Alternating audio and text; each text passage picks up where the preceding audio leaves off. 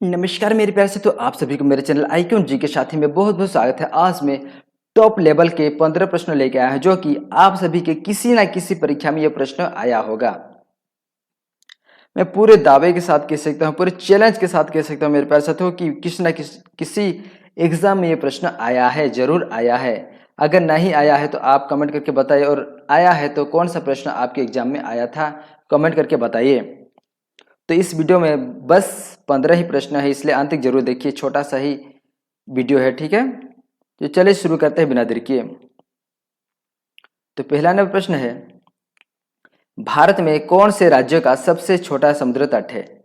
भारत में कौन से राज्य का सबसे छोटा समुद्र तट है, यानी कि छोटा समुद्र तट यानी कि कोस्ट लाइन, इंग्लिश में कोस्ट लाइन कहा जाता है, याद रखिएगा, कोस्ट लाइन, ठीक है। भारत में कौन से राज्य का सबसे छोटा समुद्र तट है? गोवा का। कितना है?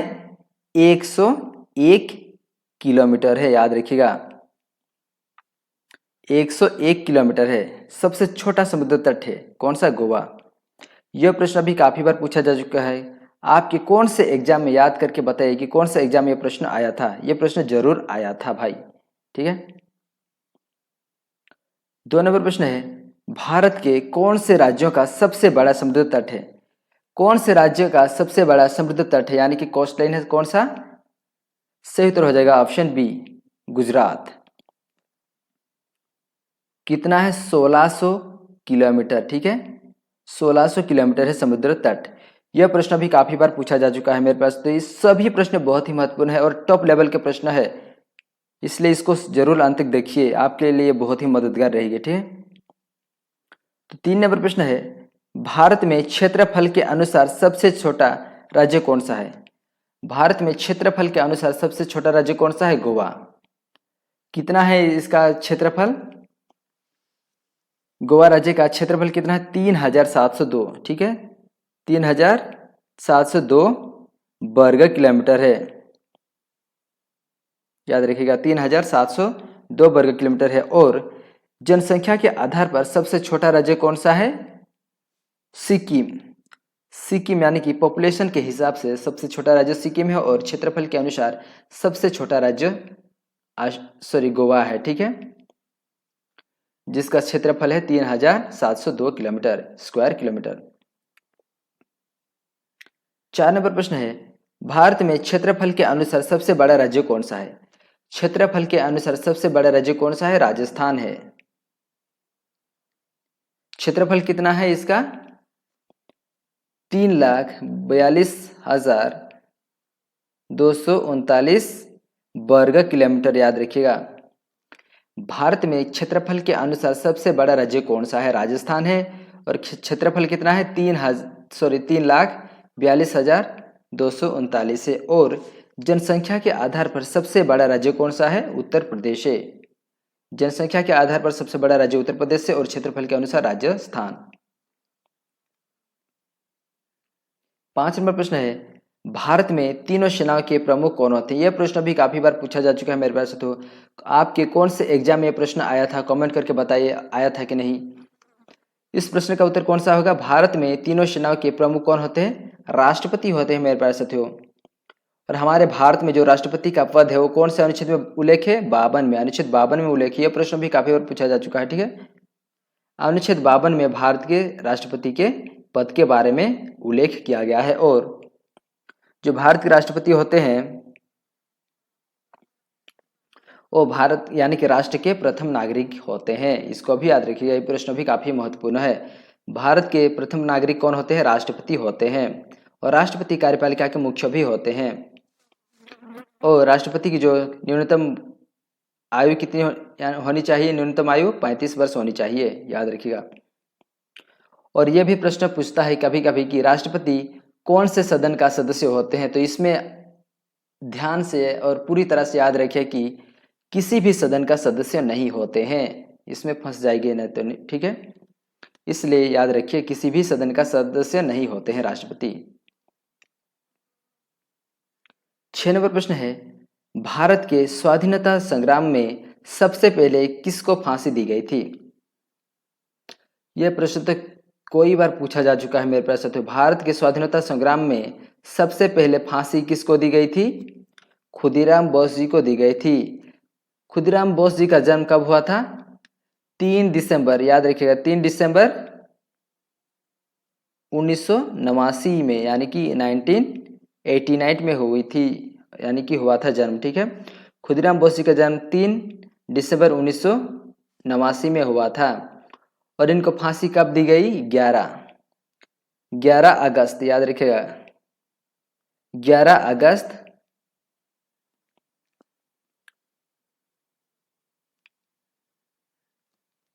सॉरी मैं यहाँ पे गलत कर रहा हूँ, मेरे पास से तो गलत क्या है कि खुदीराम बोस जी का जन्म कब हुआ था? 1800, ठीक है, 3 दिसंबर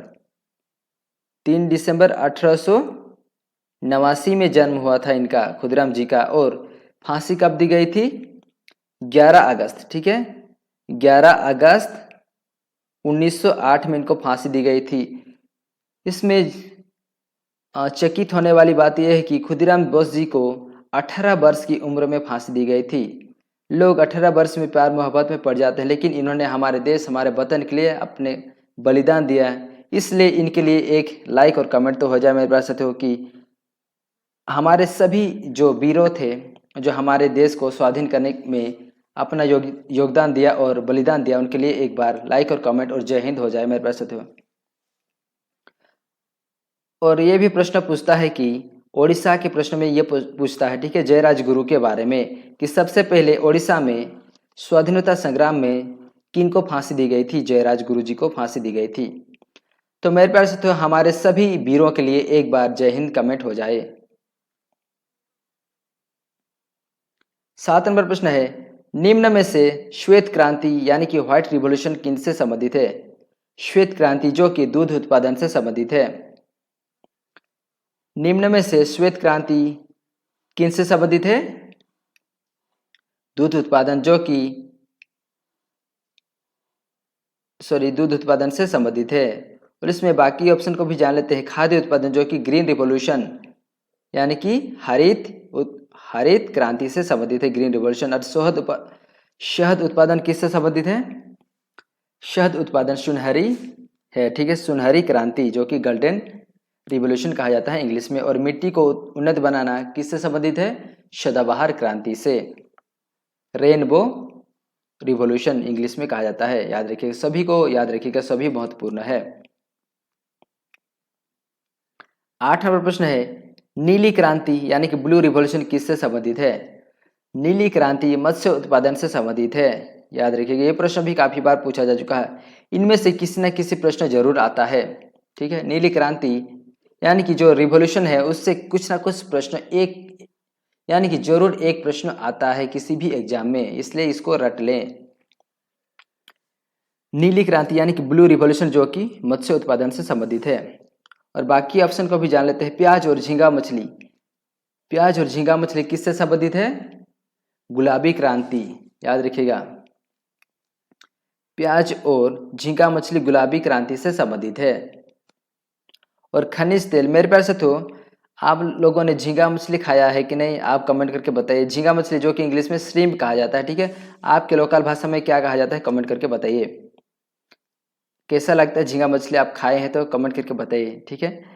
तो ऑप्शन बी खनिज तेल जो कि किससे संबंधित है? काली क्रांति।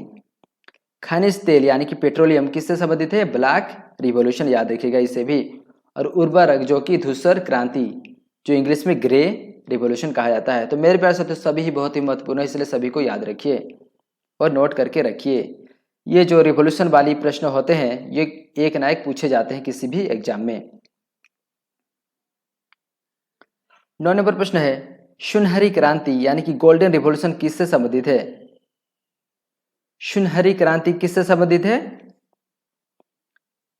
इसका सही उत्तर कौन सा होगा मेरे प्यारे साथियों? कमेंट करके बताइए। गोल्डन रिवॉल्यूशन जो कि किससे संबंधित है? अभी अभी बताया मेरे प्यारे साथियों, कौन सा सही उत्तर हो जाएगा? शहद, ठीक है, गोल्डन रिवॉल्यूशन जो कि शहद और बागवानी उत्पादन से संबंधित है। और बाकी को भी जान लेते हैं कि जो कि आलू के उत्पादन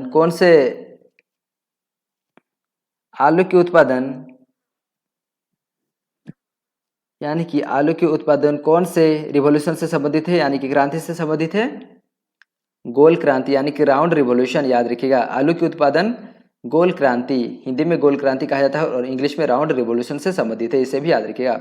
और अंडा और मुर्गियों के उत्पादन कौन किससे संबंधित है? अंडे और मुर्गियों के उत्पादन किससे संबंधित है? मेरे पास साथियों कमेंट करके बताइए कौन सा सही हो जाएगा? रजत क्रांति, यानी कि इंग्लिश में सिल्वर रिवॉल्यूशन कहा जाता है। मेरे पास साथियों सभी प्रश्न बहुत ही महत्वपूर्ण, इसलिए नोट करके जरूर रखिए। आलू का उत्पादन गोल क्रांति, ठीक है, राउंड रिवॉल्यूशन, और अंडा और मुर्गियों की क्रांति सिल्वर रिवॉल्यूशन, जो कि हिंदी में कहा जाता है रजत क्रांति। और खाद्य तेलों का उत्पादन कौन से रिवॉल्यूशन से संबंधित है? खाद्य तेलों के उत्पादन कौन से रिवॉल्यूशन से संबंधित है? येलो रिवॉल्यूशन, याद रखिएगा। येलो यानी कि पीली क्रांति। सभी को नोट करके रखिए, बहुत ही महत्वपूर्ण है। 10 नंबर प्रश्न है, जलियांवाला बाग हत्याकांड कब हुआ था? जलियांवाला बाग हत्याकांड कब हुआ था? 13 अप्रैल 1919 में हुआ था। जलियांवाला हत्याकांड कब हुआ था? 13 अप्रैल 1919 में। कौन किए थे? जनरल ओ डायर अपने पूरे सेना के साथ आकर सभा में गोली बारिश किए थे, ठीक है, जो कि हत्याकांड किया था 13 अप्रैल 1919 में, याद रखिएगा।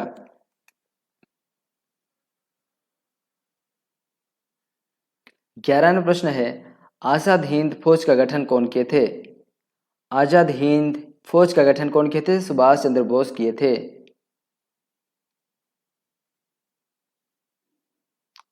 12 नंबर प्रश्न है, निम्न में से कौन मुगल साम्राज्य के संस्थापक है? मेरे प्यार से देखो, बहुत ही टॉप लेवल का प्रश्न है ये सब, क्योंकि किसी न किसी एग्जाम में प्रश्न पूछे ही जाते हैं, ठीक है, इसलिए सभी को नोट करके रखिए। निम्न में से कौन मुगल साम्राज्य के संस्थापक है? बाबर। कब स्थापना किए थे? 21 कब? 21 अप्रैल 1526 में, याद रखिएगा।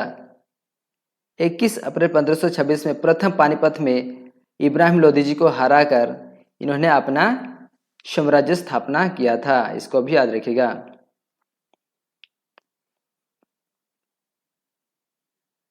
13 नंबर प्रश्न है, दयानंद सरस्वती जी कौन से समाज का गठन किए थे? दयानंद सरस्वती जी कौन से समाज का गठन किए थे? इसका सूत्र कौन सा होगा? ऑप्शन ए, आर्य समाज का गठन किए थे दयानंद सरस्वती जी ने, ठीक है, दयानंद सरस्वती जी ने आर्य समाज का गठन किए थे। और ऑप्शन बी, बहुजन समाज का गठन कौन किए थे? कांशीराम, याद रखिएगा, सभी बहुत ही महत्वपूर्ण है, इसको भी याद रखिएगा। कांशीराम, ठीक है, बहुजन समाज का गठन कौन किए थे? कांशीराम। और प्रार्थना समाज का गठन कौन किए थे? आत्माराम पांडुरंग, ठीक है, आत्माराम पांडुरंग किए थे प्रार्थना समाज का गठन। और ब्रह्म समाज का गठन कौन किए थे? राजा राममोहन राय। सभी को नोट करके रख लीजिए।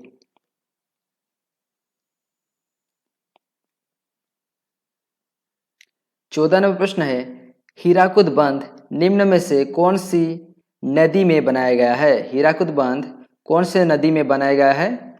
महानदी में बनाया गया है, और ये पूरे वर्ल्ड का सबसे बड़ा डैम है, याद रखिएगा, हीराकुद डैम यानी कि बंध।